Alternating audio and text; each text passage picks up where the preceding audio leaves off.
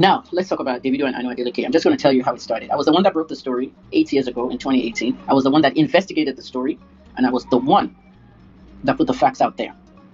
I made a lot of appeals for Anu, but nothing was done. Davido's cup is full. Davido is going down with his own hands. Davido is destroying his name and his career with his own hands. I don't care if you're a 30BG fan. I don't give a fuck. All right, I'm a 61-year-old woman. I'm going to be 62. The pandemic was 6 years ago. Yes, 6 years ago. You see how 6 years flew?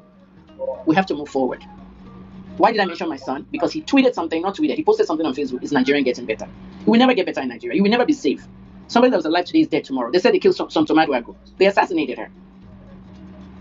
Oh, well, Ademola died. Who else died?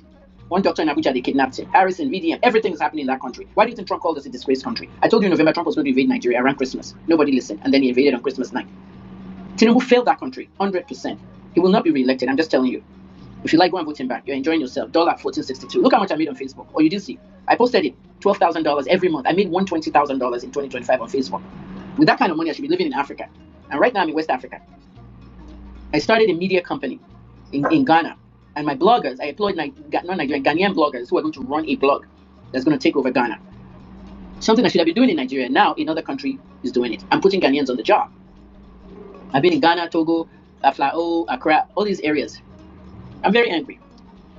Thank you for your patience. I'm just going to talk about Davido and Anu now. When I broke that story in 2018, this is how it started.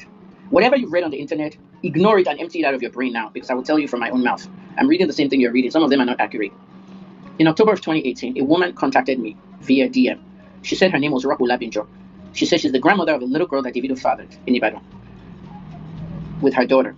Rock Olabinjo asked me to give her some exposure on this story, and that she has tried her best to get the attention of the Adelekes that they should support this child. That her daughter had to leave school to take care of this child. Her daughter had no job, nothing.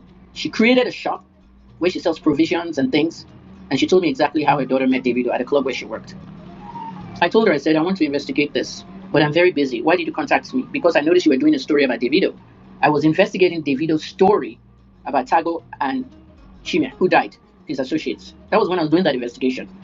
And that same 2018, October, Davido had just insulted me. Go and all your pussy, weary, cheap drug user. What did I do? You saw the quoted tweet. It's still on Davido's Twitter, in front of 7 million. I said, Davido and Chioma have broken up, and he's really having a hard time dealing with it. He locked up her Instagram, lost the password, and they can't get back into it. That's all I said. They have broken up. Davido said, old ass woman, go and all your pussy. You saw it.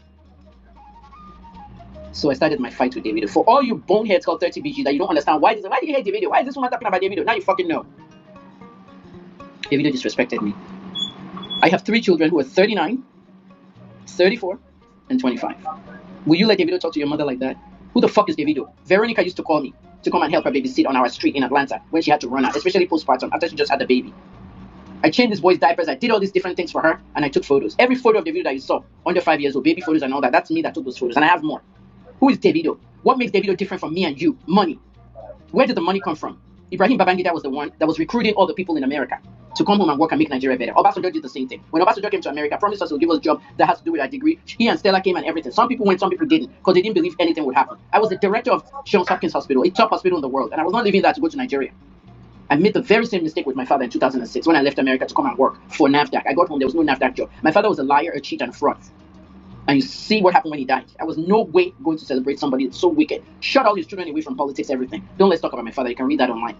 But at the end of the day, that was the thing then. If you were not in the conversation, listen to the conversation now, because many of you were not in the conversation. In 2018, some of you could have been 17 years old in secondary school, facing your studies.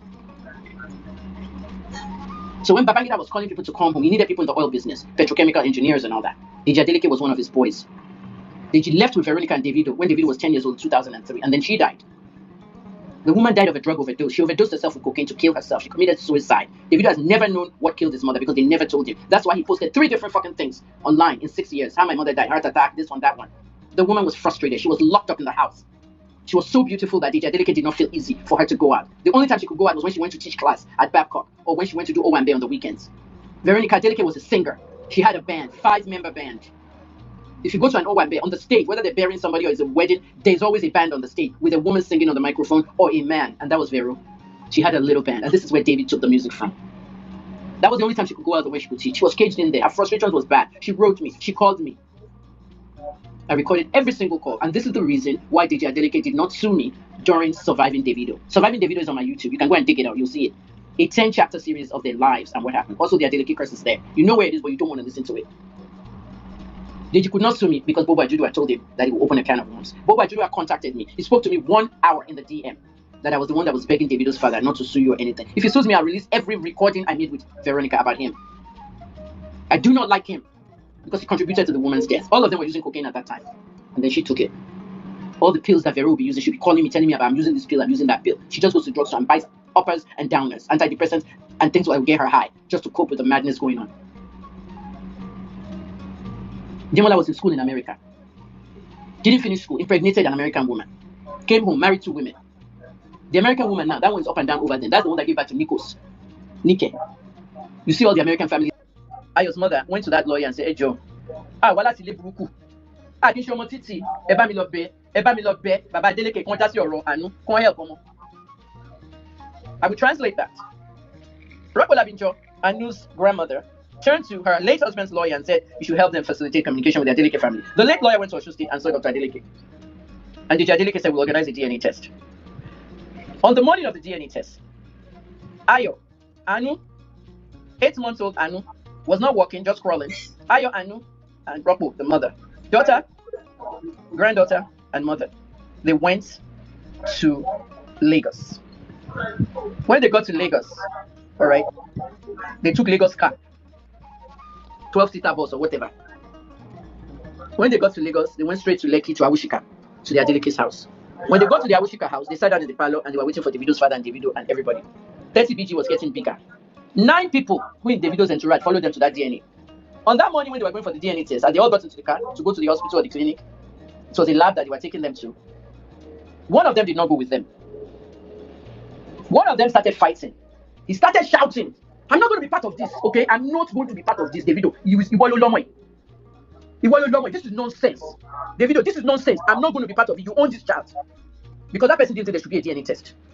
I hope you have seen Anu's picture at 8 months. I have it. It looks exactly like him at 8 months. I have all their pictures at 8 months. It's just that one is dark, one is light. That person was there that night on the day of the Ibadan concert and he refused to say, I am not going with you. I'm not going to be part of it. Davido, you own this child. And his name is Shino Adeleke. His artist name, he never really made it as an artist. He just stuck to Davido a lot. His artist name is Shino Rambo. Shino Adeleke is Damola Adeleke's son. He was the only one that was against the whole DNA thing and the whole let's test that because he knew clearly that this was Davido's child. He knew that they were all in their own rooms and this girl slept with Davido alone. The part where I said, Ayo, did you sleep with B-Red, Shino, DJ Olu, and the other guy? Did you have 3 sons with these guys? She said, no, I only slept with Davido. In my story and my write-up, I mentioned the 3 sons. Nigerians have taken that and they've twisted it around. Kemi said she slept with all 3 of them. I'm seeing that all over the internet. I'm not happy. So refrain from that, Kemi said. I interviewed this woman and I asked her, because it was an investigation. They had no idea that I was doing an investigation. They just thought it was an interview. That was when I told Ayo and Rocco, I said, listen, we're going to do a press conference. I sent a press release out. The way I write it in America, I'm a publicist, PR specialist. And when I sent that PR press release out, all the media showed up in Ibadan. I hope you saw the press conference pictures. They're online. You can see them. I now called Chef. Chef you. We call him Chef. He's the owner of Options Nightclub in Ibadan. I called Chef. I said, Chef, Mofelo Club has location for press conference me. As in, translation, Chef, I need your club.